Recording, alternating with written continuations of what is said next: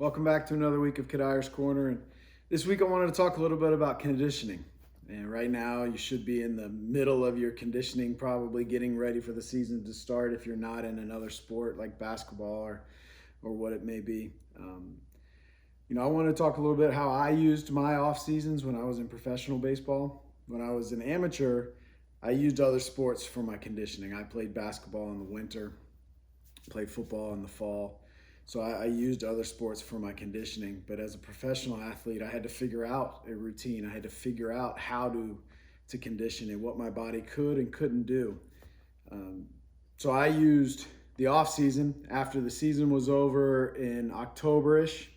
I would strictly take my focus to strength, building strength back up. Your body gets torn down during the season, during the course of an 8-month season. You need that time to build your body back up and work on gaining strength again and strength gains.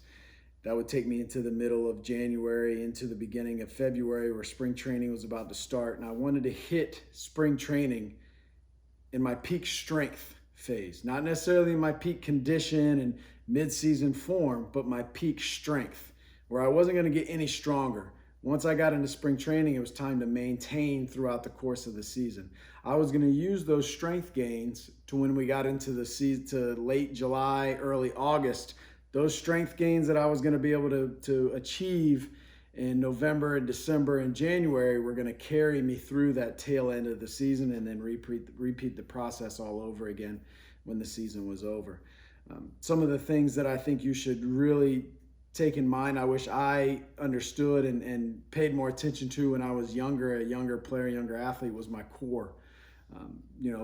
Getting strong and the traditional lifts, whether it be bench press, squats, those compound lifts that work the whole body, is great. Don't get me wrong, but I think we need to spend a lot of time, especially in the sport of baseball, with your core. Find a good core workout, med ball routines, taking care of your back, whether it be dead bug exercises, really focusing on the core, making the core protected and strength. And I think if you do that, you'll see a lot of gains on the field as well, whether it be on the offensive side or being able to throw a little bit harder. It all stems and comes from the core. One key thing for me, like I mentioned briefly before, I did not want to go into the season in mid-season form, because what happens when you do get to mid-season? You're already on the tail. Your body can only handle so much. So I didn't want to be in mid-season. I didn't want my swing to be feeling great, perfect. I wanted it to be able to gradually build through the course of spring training. Now, obviously, an amateur season is laid out a little bit differently than a professional baseball player's. And when the high school season goes, you got to be ready to go in March or whatnot. So you might have to be able to ramp it up a little sooner than a professional player who has spring training to get it ready. So you might start that a little earlier.